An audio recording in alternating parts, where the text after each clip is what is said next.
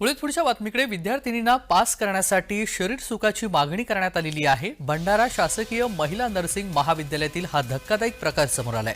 शिक्षकानेच विद्यार्थिनीकडे शरीर सुखाची मागणी केलेली आहे। भंडारा शासकीय महिला वैद्यकीय नर्सिंग कॉलेजच्या मुलींना पास करून देण्यासाठी शिक्षकांनी शरीर सुखाची मागणी केलेली आहे। विद्यार्थिनींनी घडलेली घटना आपल्या पाल्यांना सांगितल्यानंतर मात्र पालक महाविद्यालयामध्ये घेऊन त्या शिक्षकाला चांगला चोप दिलाय। 5 ते 6 मुलींच्या व्हॉट्सअपवरती मेसेज करून शरीर सुखाची मागणी करण्यात आली आहे। इतकीच नाही तर मुलींसोबत अश्लील वर्तन देखील करत असल्यानं आज पालकांनी महाविद्यालयामध्ये येत या शिक्षकाला चांगला चोप दिलाय।